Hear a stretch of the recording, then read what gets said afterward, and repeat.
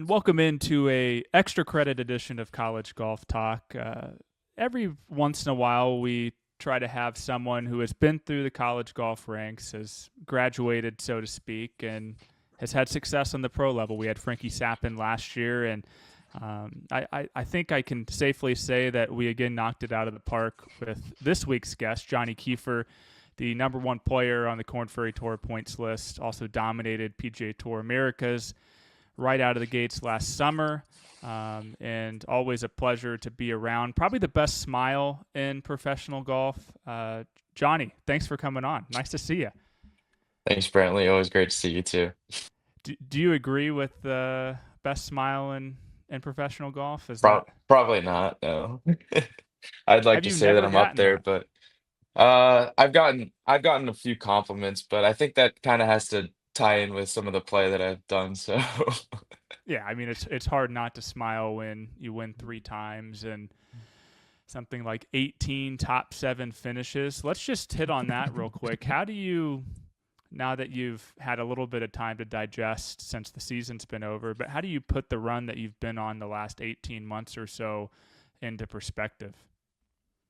yeah, I mean, it's gone by so quick. It feels like was just in college not too long ago, but um yeah, it's been incredible. I think it kind of is a testament to the work that me and my coach have done, and yeah, it's been awesome. I love pro golf. Was there any part of you during your college career that foresaw something like this coming where you could immediately have the type of success that you've had as a pro? Probably not. And I think that's a little bit of the realistic side for me when I was looking at, entering professional golf. I didn't know if I was going to have a card right away, so I thought I was going to have to go to Q school. And again, I mean, I knew I was playing really good golf, but Q school is so tough and it's all rides on one tournament, right? So there's no time for adjustment. You just go out there and you go play and see what happens. And if you make it, great. And if not, then there's next year. So um, it was great, coming out of college and getting off to a quick start. I think my first professional event, I shot two under the first round and I was like T65 and I was like, oh. Hello, welcome. So, since then, it's been pretty smooth sailing for the most part. It's definitely an adjustment, but I wouldn't have it any other way. Now, some people may know this, but others might not have heard. But you almost didn't have America's status coming out of college. Talk about that week last year at Omni La Costa, what you needed to do, how much that was on your mind in terms of PGA Tour U, and ultimately how it all shook out. I think like the more settling part is I knew I was playing some really good golf. I was pretty far out of it actually going into the postseason. I think I finished my regular season, pretty solid, nothing special though. Um, I was looking definitely from the outside in. I played really well at Big 12s. I played really well at regionals, and then I knew I had a chance at that 25 spot, but you know, playing against the best players in college golf at the national championship, and um, I didn't know the actual number that I needed. I just knew I needed to have a good week, and I'm kind of glad that I did. It was really, really, really close. I looked at the margins after, and I was like, "Oh my goodness!" Like, it's gonna be down to like these guys finishing like 3 hours later. Um, so it wasn't really on my mind that much. I was ready to, go to California to do America's Q School, and I knew, my or Coach McGraw always says it too, good golf travels. So whether I was going to be playing in Victoria a few weeks after that, or whether I was going to be playing in California a week and a half after that, I knew my game was in a good spot and I wasn't too stressed about it. But maybe after the round, when I was looking at all the scores and everything, I was like kind of a little bit stressed out.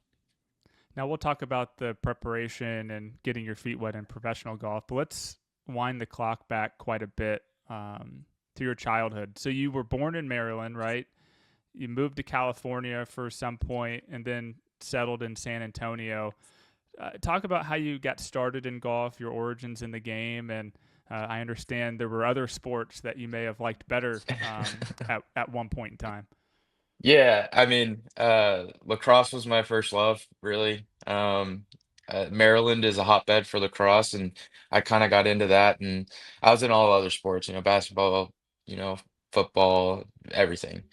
And I was always really busy. And then when I moved to San Diego, lacrosse was just getting hot, and there's a lot of great athletes in San Diego. So always had a great team and everything. So it wasn't until maybe 3 years into San Diego that I decided to quit football because I had too many concussions. And my dad was like, you know what, we kind of want multi-sports, want to stay well-rounded, and golf is a lifetime sport. We don't know what lacrosse is going to bring us. And, with contact sports, it's, you never know. So, um, golf was a good avenue. I didn't think so until my dad bribed me with some lacrosse equipment and said, "Hey, if you take a few lessons here, we'll get you a new stick." And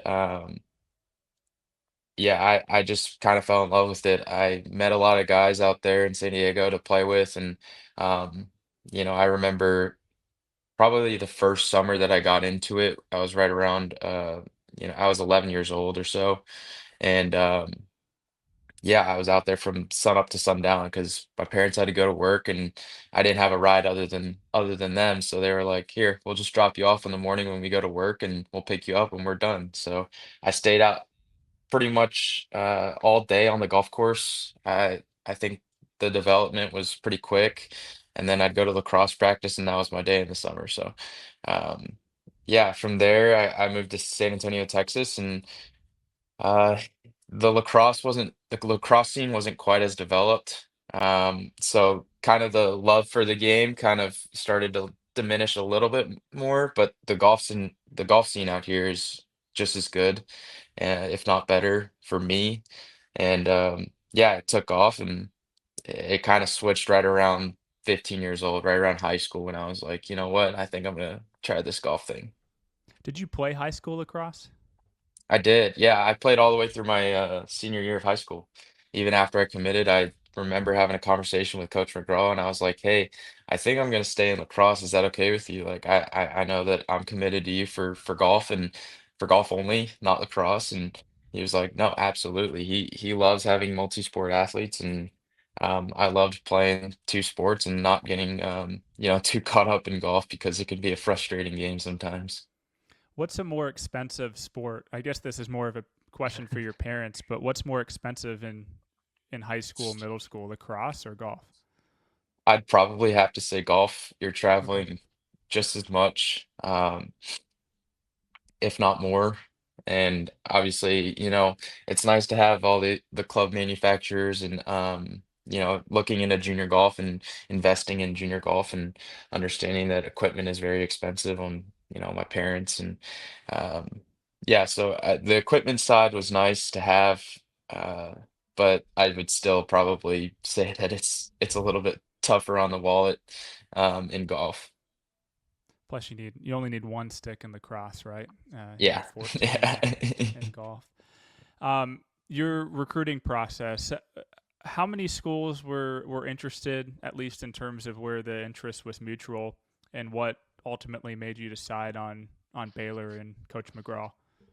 Yeah, I mean, recruiting was so different for me. I know that a lot of the new rules kind of prevent them from talking to younger players like we were. But I committed my sophomore year to Baylor, and before that, I had some traction and was talking to schools like Texas Tech and San Diego State, and um, you know, yeah, some of the Texas schools and Baylor, obviously.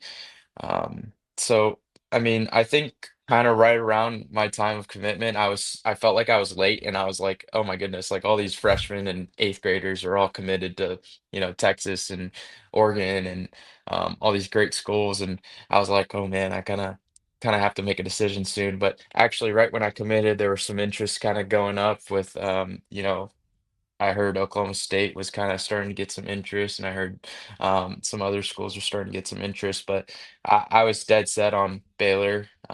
Coach McGraw, I think I remember seeing him at one of my junior tournaments in San Diego, and I thought he was a Butler University. And I look at my dad, and I'm just like, "Is that Butler?" And he goes, "No." That is not Butler.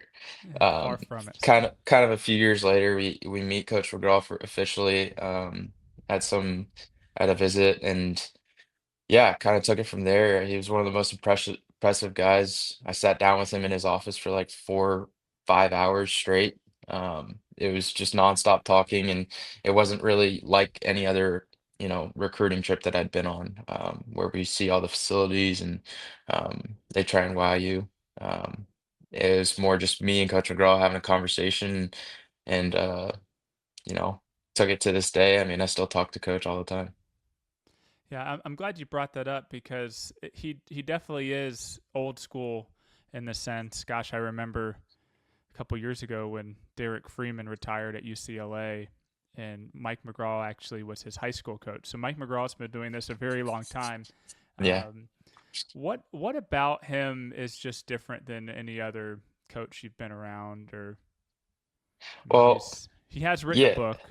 Yeah, That's he for he's one. he writes all the time. I mean, he has more notebooks than I have rounds of golf played. It's he's just an impressive guy. There aren't many people that you can't find something bad to say about them, and it's hard to find something bad to say about Coach McGraw. He's like a second dad to me. He, I think it'd be an injustice to him if I didn't mention the fact that he is one of the fastest eaters alive. Um, he will eat ice cream in a blink of an eye. Um, he has a great memory, so he knows all of, tournament winners, major winners, um, dating really far back. I try and stump him all the time. Every now and then I'll see him and I'll be like, oh, 1942 Masters or something like that. And he'll just pop it right there, maybe even a little story about it. So he's just a really impressive human being, as well as a coach. I mean, I think it's really easy for a player um, who is being recruited and not know much about him as a person, but look just at his record and who he's coached in the past and where he's coached. I mean, Oklahoma State, obviously, really, really, really long term, long time golf school, and kind of seeing who he coached there, and then kind of the people that he's developed and recruited over the years has been awesome. Now, do you know who won the 1942 Masters? I Being a don't. Texas guy, just got the Uh, clue there. He has a I'm PGA I'm Tour tournament ter named after him, uh Byron Nelson. Byron Nelson. There we go. I looked that up. I'm not as smart as Coach I'm McGraw, but I think I've asked him pretty much every year twice. I'm probably helping him practice a little bit more, but he doesn't need much practice. I'll tell you that. mhm. When you got to college, where would you say your deficiencies were? Where were your strengths? And then how did you how did Coach McGraw, how did your own instructor, how did you fix those deficiencies over the course of 5 years? Yeah, I mean, 5 years is a long time, right? So there are a lot of different efficiencies between, I had my putting phases, I had my chipping phases, I had my wedging, driving, kind of all over. I wouldn't necessarily say that my first 3 years I was lacking putting. I think that was probably the absolute strongest thing about my game. No, no questions. You can even ask Coach Figueroa. I think it was sickening how good I was at putting my first 3 years, just because I was scrambling all the time. You get a lot of practice from missing a lot of greens and stuff. So, I mean, the ball striking kind of came as I matured and got a little better and worked more with my coach. I got the right equipment in my hands and kind of took off from there. But obviously, as you get to the higher level, you need to learn distance control and flighting wedges is really important, especially in the wind in Texas and stuff like that. So it's just I learned how to flight some wedges. I didn't know how to do that before. I was just sending them up in the air and just kind of hoping and praying. Um, so, just constant work that Coach McGraw has done, found kind of some holes in my game and kind of helped, slowly develop that, not trying to rush into it or try and hit 1,000 wedges in a row or try and make a 2,000 putts in a day. It's kind of the slow progressions that college kids can do in a limited time schedule. And I think. my last 2 years was kind of really where I kind of really developed. I started really working on distance control because I knew how important it was. I knew, looking at Scotty and looking at some of these great players and actually watching how they played and seeing like, when they miss, it might be left or right, but it's not very often that it's short or long. Um, so kind of kind of understanding that kind of aspect and um, the technology that we have now available to us with TrackMan, Flight Scope, and the GC quads, and kind of understanding that distance control is everything. That kind of took my game to the kind of the next level, and then yeah, just slight maturity, really. Now, when you say you found equipment that worked for you, you play fairly heavy clubs, don't you? Was that the switch that you're talking about, or was it something else? Yeah, so it was a little bit of that. I was with TaylorMade for a long time and I absolutely loved the guys at TaylorMade and I just, I couldn't find the right driver for me. I was really sporadic from the tee. Didn't find a ton of fairways at the time and that might have had a little bit of equipment, but it also made me kind of self-doubt myself with my swing and everything. So yeah, I ended up switching to Titleist senior year, my fourth year, senior year. Kind of weird to say, but um, halfway through, I was like, you know what, I might need to try something else. I switched to Titleist and started finding more fairways, giving myself a few more opportunities every week, and just tried to improve upon um, the ball striking aspect little by little. And I think, the swing is cleaned up a little bit more. I wasn't fighting a miss quite as much. It was definitely, curving less and I felt more in control of my game and, being in control for a longer period of time, you can kind of start honing in other aspects. So I think that, and then also not having to worry about the schoolwork has kind of helped me become a better professional golfer for sure. Yeah, definitely staying for a fifth year. I imagine the it gets a little bit lighter in that regard. Did you Yeah. also invest in a launch monitor too that last year? Yeah, actually, right around that time that I switched to Titleist, I actually got a GC quad of my own, and that's honestly probably one of the best investments that I ever made.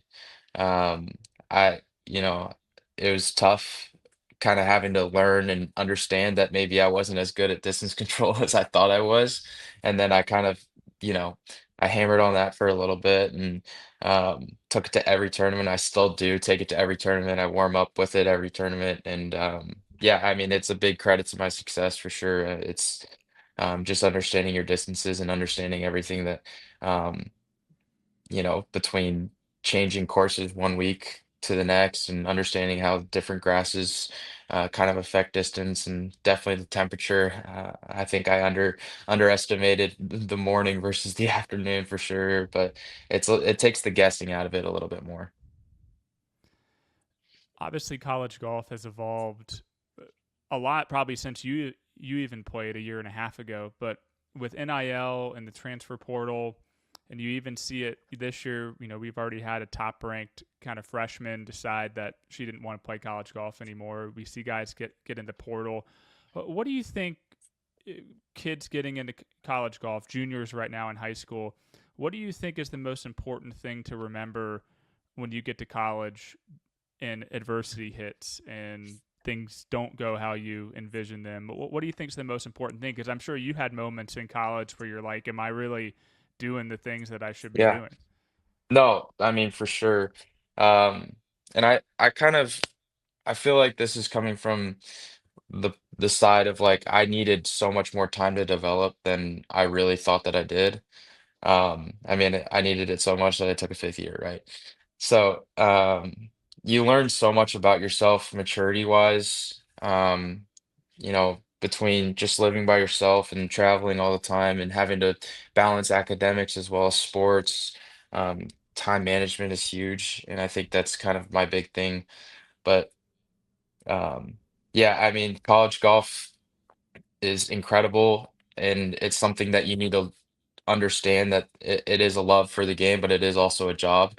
And understanding that before professional golf is really important. I think people get so caught up in how they play, how they score, how they do whatever, or how much money they're making on the course. I mean, as a professional golfer, I mean, this is our living. So, between NIL and everything like that, I just think that the most important thing is that you love where you are, you're going to develop as a person, and you don't lose the love for the game, and you don't focus too much on money. NIL has changed so much. I didn't really have too much to to look forward to when it came to like any financial gain in college golf. So I kind of took the side of like, look, it's not about the money. I'm not here for the money. Really, this is just a small piece of what I'm hoping to earn one day. And I think that the development and the maturity that you get from having a good experience in college is way more valuable than a few pennies. Now, I remember seeing you that night at La Costa, where when you finished T11, you found out that you were, sneaking in, by the skin of your teeth at 25th in the PGA Tour U rankings. How prepared were you in that moment for turning pro, for going to play a summer on Canada? Like, can we contextualize how many ducks were actually in a row for you in that moment? I mean, there were a lot of things that went right at the end, and um, I really, I honestly did not think that I was gonna that I was gonna have a card at the end of that night. I think that we saw that there was a projections list, and I needed a solo 10th or solo 11th, and I got T11th or something around there, and um, I was like, all right, well, let's just figure out how to get to California and go play some good golf there. And but we were having dinner with Coach McGraw and the other seniors, and that was a really special moment for all of us, and um, really just a big turning point. I think I wasn't really focused on how I was going to play that first tournament. It was more just the fact that this is the feeling that we're chasing. Like we're looking for these thrills and the how much fun that I had the last few events of my years at Baylor. And um, I mean that I think that kind of definitely definitely changed the tide for sure. I mean, if I had to go to Q school, I don't know where I'd be at right now. And the opportunities that PJ Tour U brought to me, and it's I couldn't even imagine where I'd be right now. What did you notice anything different with just kind of your confidence level after that season last summer on PGA Tour Americas? Like how much more confident did you exit that tour than when you first arrived in Canada? But yeah, I mean, when I first arrived in Canada, I was really just trying to get my feet under me. Professional golf is so much different that I had a lot of other extracurriculars when it came to, media and trying to figure out how to check in. I was in a different country in Canada trying to figure out host housing and um, yeah, just all the different stuff that comes with being a professional golfer. I was more relieved when Thursday morning I heard my tee time coming out. So I was like, yeah, let's start playing golf finally and just get to that. And um, I mean, yeah, it's been crazy, and I think that coming out of Americas, it was huge for my development and my confidence as a player to understand that, good golf really does travel, especially after this Korn Ferry season. It's nice to do it once, but it's nice to do it twice as well. So I mean, coming out on Korn Ferry as well, and not necessarily starting off as hot as I did in the Americas tour, but I got my feet under me and just played the same golf that I really did in Canada, and it translated really well. And I think that's you know, Coach McGraw always said good golf travels. So yeah, I'm hoping it'll travel to the next stage. Didn't you miss the cut in the first event in the Bahamas this year? Is that right? Yeah, yeah. So I missed the first cut. That was my first missed cut as a professional, and then I actually got 60th in the next event. So those were my first two events as a professional outside the top 20. And I was like, all right, this is a little different. I kind of got my feet under me after that in Bogota and Panama, and um, Yeah, it was definitely a little different, but I still had that America season and even the finishing season of my college career to kind of fall back on and understand that, like, it's not that different. Maybe different environment and maybe a slightly different competition, but um, again, it's you shoot low numbers, you're probably going to be at the top, and for me, I like shooting low numbers, so it definitely translates well on any tour. Well, you only missed three missed cuts after that over the entirety of the season. Was there anything you changed early week, Monday through Wednesday, prep wise, travel wise? I know a lot of guys can get guilty of getting burnt out before Thursday gets here, but what would you pinpoint as maybe something that you did change from January 15th or whatever to now? Honestly, I didn't press the panic button early. I'd obviously came back to San Antonio because we had like 1 or 2 weeks off from there to the next event, and I got back to work just as usual.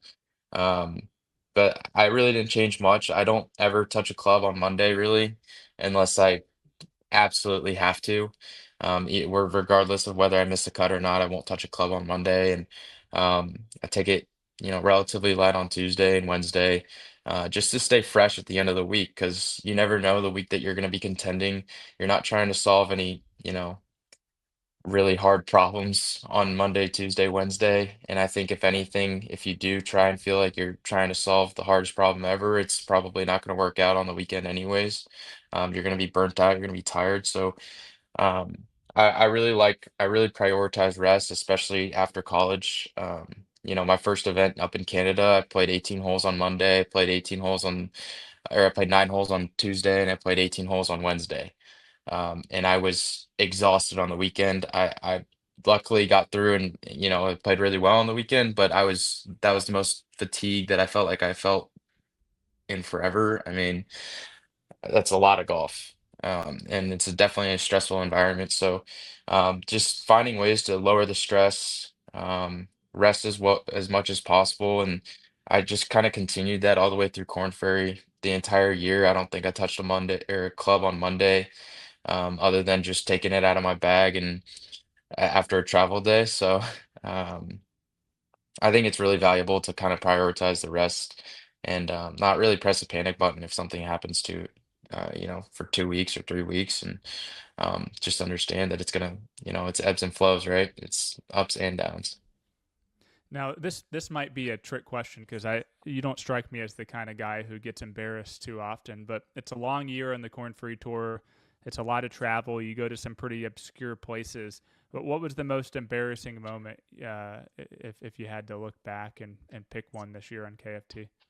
Oh, um, Putting you on the spot a little bit, but yeah, it is. there's I got mean, to be it's something there. there's probably a few.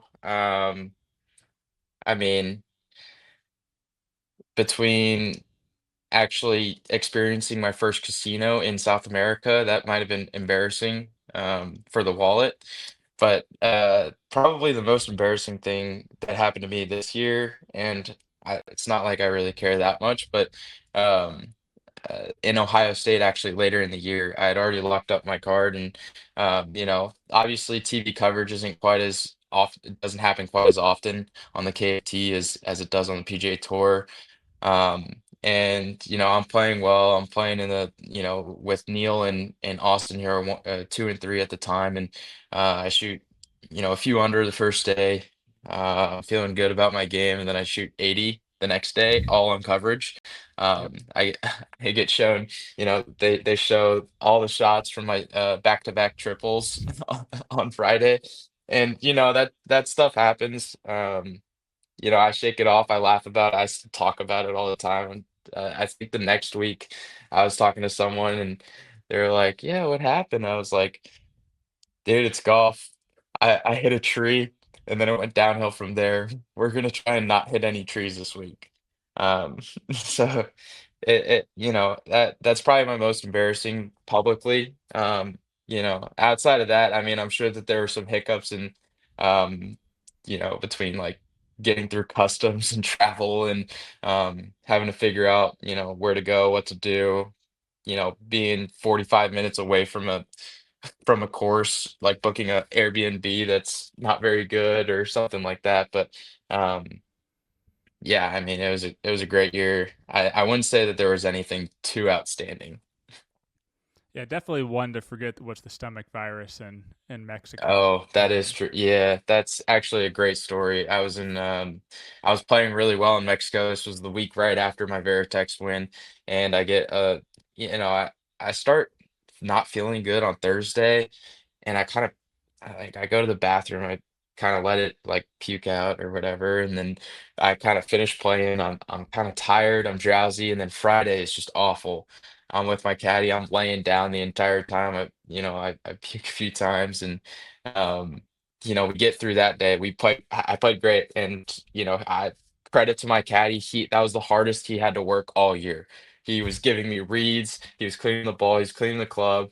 Anytime that I had a little bit of downtime, he gave me fluids. I couldn't keep anything down, so I just didn't eat anything. And I mean, it was 18 holes at Mexico, and then Saturday comes, and I'm in a semi-late tee time, so I think that I'm gonna feel fine. And I probably puked like 6 times the first like 3 holes, and probably the sixth time was the time that I was like, "All right, I'm gonna call it quits," because it was The right in the final middle swing. of one of it was right in the middle of one of my playing competitors' swings, and luckily he kinda stepped off, but I, like, turned to him, and I go, "I am so sorry. As soon as it starts impacting y'all, I'm out," and I did. I mean, I left the course at that point. I got a ride in. I was pretty far away, and we had to stop a few times, but, luckily, I got out of there that night and, got back home, and PGA Championship was Yep. a week and a half away, so, um, yeah, I mean, it was definitely a wild ride. What was the biggest difference between you mentioned the PGA, you missed the cut there, but then making the cut and finishing T61 at Oakmont? What was the biggest maybe tangible difference with how you handled both of those? Yeah, I mean, I think it's the same thing. I mean, I played really well, the Friday of, the US Open. I shot 1 under par, and it's just such a tough course that anytime you shoot under par on that course, you saw, like, JJ Spaun was the only guy who did that.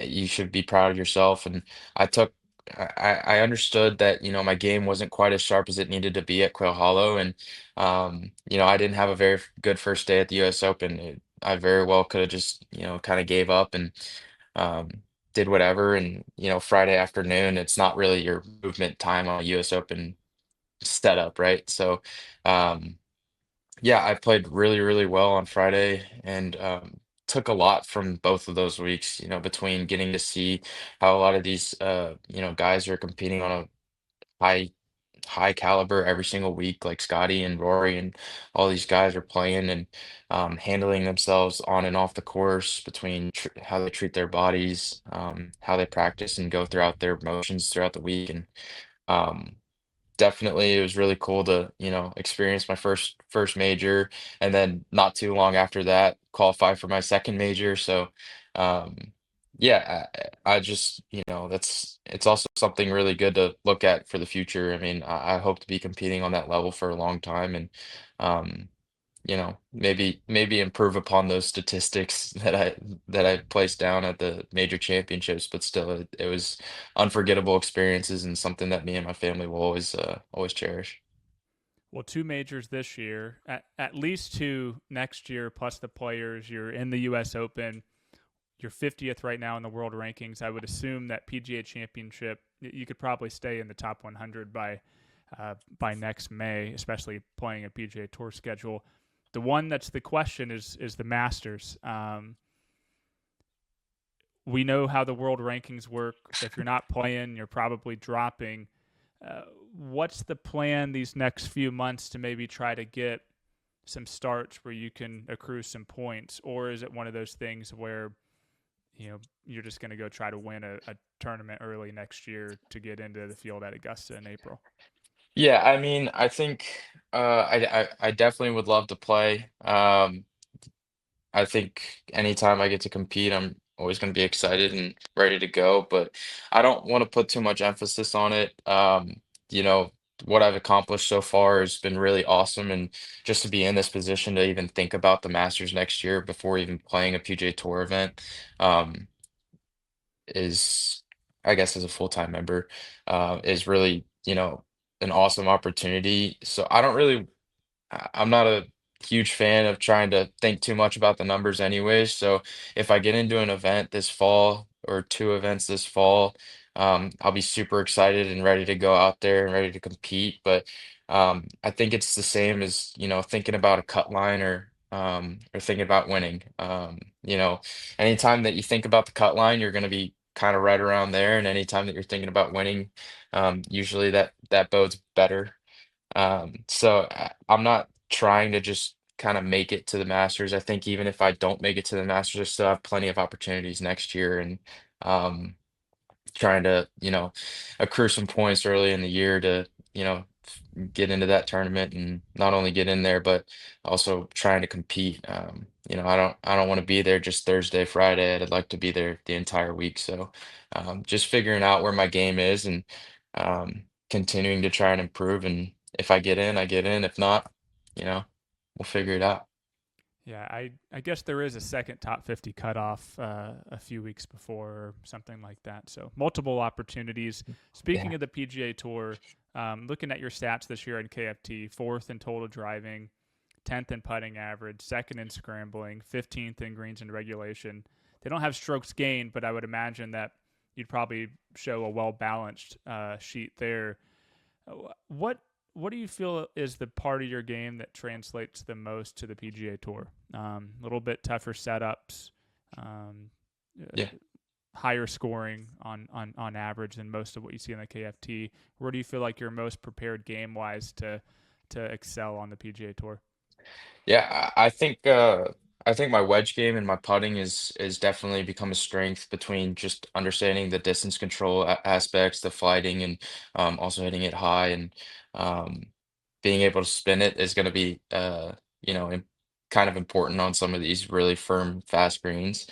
And I just think, continuing to work on my putting, to keep that a strength, and then trying to improve upon everything else. I know I'm second in scrambling, but I definitely think that there's places in my chipping and bunker play that I can improve upon, and hopefully continue to improve upon throughout, my professional career. So I think the most important thing is to try and keep the putting, and get slightly better and keep that a strength, and then try and kind of elevate everything else along with it. And as you can see, kind of these top players, they have it's kind of translated to almost to the side of there's not really many weaknesses anymore in any of their games. I mean, you could say Scotty the first few years, his putting was not as good as everything else and was kind of below average. And now, look at it. I mean, he's continued to improve upon that, but also continued to, shine with his ball striking and chipping. And I think that's kind of where the game is going. Everyone's getting so good, and everyone is very motivated and have all the right tools. So, um, just trying to figure out, where the strengths are, but keep those and try and make even the slightest changes to get slightly better in every little aspect is really important. Is there something, and I mean, it could be something trivial too, but something that you're looking forward to most about being on the PGA Tour next year? Yeah, I mean, courtesy cars are definitely a nice change. I'm not 25 yet, and you're still, I'm not an Avis preferred and doing all that stuff yet, but How having have you courtesy gotten around cars and not being uh 25? Bummed rides? yeah, kind of. I usually have my caddy reserve the car, and then we'll share a car. We stay throughout the week together for the most part, pretty much all year. So that's been really helpful. But yeah, I mean, obviously just the competition side, getting to see all these guys that I grew up, watching and wanting to play with them and wanting to compete against them and being able to now actually do that on a full-time schedule is really important. And yeah, just really excited for the year in general. Any big purchases that you've made so far, or will that come in time? I know are you getting married soon too? Is that I would say the big purchase right now is wedding planning, yeah? putting a decent amount of deposits down. Um, so yeah, I'm not big into, spending the money right now. I'm living in my parents' house, so I'm getting married, so I've got a few expenses that I'm gonna have to do, big boy expenses, eventually. So, kind of just preparing for that right now. I'm sure if, the game continues to trend, I'll be able to make a few more purchases for myself and for my fiance. Um, but yeah, I'm just really excited for kind of where life's taken me and where my fiance is going to. Are you going to stay in Texas as a home base once you get married and settle down, or are you Yeah, eyeing I mean, someplace else? I'd love to stay in Texas. I love it. But I'm kind of going to be traveling a lot, and I think the most important thing is going wherever my fiance is. So she's in med school right now, so wherever she's going to be for residency and where she wants to settle out in as a doctor and is comfortable living in. And I think a lot of golfers can kind of attest to this. We're kind of gone away from our homes a lot, and you know, she's going to be here all year, so wherever that is, she'll have to be the most comfortable, and I'll find a golf course somewhere to go play at and travel from. Well, Johnny, it was a pleasure having you on. I don't want to send you off yet without having a little bit of extra fun. So I'm just going to ask you a few kind of random questions, Yeah. and then we'll get out of here. But so what would you say is the most maybe borderline superstitious thing about your golf game or about you? Anything that a club that you've Yeah. played forever that you don't want to change, something you keep in your golf bag? What would be the most superstitious thing? Um, So every single before every single round, I listen to Last Breath by Future. And I don't know why I've done it since high school, and it's on the Creed playlist for that movie. And I haven't changed that song, and I've listened to that song before I tee off every single time. I know exactly like 5 minutes before my tee time, I start it, no matter if I'm in the middle of a playlist or something like that. I listen to a lot of music on, uh, you know, outside the course and on the practice range and everything. It kind of just settles me down, keeps me relaxed, and um, and then I think outside of that, though, I've gotten to the point where I try not to make it a regular thing for anything. I like to do a little workout in the morning before, but outside of that, I'll change what I eat for breakfast. I'll change whatever club makes me hit it straighter, farther, straighter, closer to the hole, and gets it in the hole quicker. Um, yeah, I mean, I'm not really that superstitious though. Now you're not one of those guys that only eats like ground beef and eggs, right? No, Because I know I people enjoy are my getting food. on that. Yeah. I enjoy my food. Yeah. I like sushi a lot. I actually really enjoy coming home and eating my mom's cooking. Kind of a shout out to her, but she takes care of me whenever I come home, so that's kind of nice, not having to worry about going out and eating out all the time. But I'm relatively healthy though for the most part. Not I don't really eat too much fast food, but if I need to, I love some Chick-fil-A. Chick-fil-A is nice. Well, what's your mom's best dish? Uh She's got a few Chinese dishes that she'll make. Really, I mean, it's really simple. It's just some chicken, some peppers, and some rice, and some green beans, broccoli, whatever. But yeah, it's just really good. Every time I come home, we'll make a few dishes or whatever, and I'll get to relax and kind of eat some good food and kind of plop on the couch and do a whole lot of nothing, which is kind of my favorite thing to do. And then if you could host a PGA Tour event at any golf course, what would it be? I think I'd have to pay homage to Oakmont. That was my favorite USAM that I played in.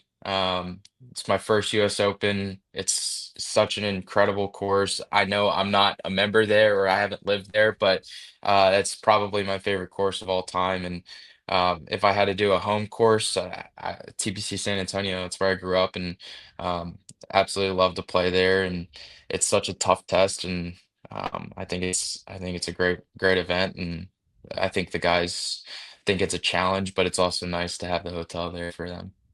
Well, I think Coach McGraw would agree that Oakmont probably doesn't want the tour guys coming back every year for Yeah, the sake I of the agree. locker Yeah. room and the lockers. And then lastly, I understand that you're a big office guy. So I have Yeah. 5 trivia questions. Oh We'll see no. if you All can right. go 5 for 5. All Um, right. Kevin's nickname in high school was Oh no. The worst part is my sister writes office trivia for her work a lot, and oh wow, she would know all of this. Uh, I'm gonna have to pass on that one. I don't know. cool Kool Aid man. Oh, Okay. the I Kool don't Aid know man. why that doesn't ring a bell. If that one doesn't, this one might not either. But Yeah, this is Michael's, this. well, I mean, I said you didn't We'll get see. embarrassed too much, but this could be the This first. might be embarrassing. Yeah. Michael's online dating profile name. Oh, little kid lover Yep. Yep. to show Uh, where his priorities are. who won the fun run? This one's kind of easy. Uh oh. Andy? No, no, no, No, no. Toby did. Toby No, did. Toby did. Yeah, that's right. And Uh, everyone, he was so far ahead that this, that was a good one. Speaking of Andy, the name of his a cappella group in college. Oh, no. No, I know this too. I was just talking about it. Oh, no. Cornell. No, I'm gonna have to pass. Here Gonna comes take too treble. much time. Yeah, Yeah, here comes here comes treble. trouble. And then this might be my favorite episode, I think. But what character does Dwight impersonate in the Pennsylvania Dutch Christmas episode? Is it the oh, is it the it's the German one or whatever Mm-hmm. it, or Du yeah, Dutch, and it's if you don't you Yeah. I forget it all the Well, time. This we'll is give you half embarrassing. a point. Yeah. I'm gonna need to rewatch The Office again for like the ninth time and actually study. I like to put it on in the background because I don't like to think off the course, but Yeah. it's on all the time. Well, That bothers me. it was Belschnickel was the Yeah, name of the episode, and you went 1 for 5. So and not I mean not that's not terrible. very impressive. That's You pretty you bad. weren't below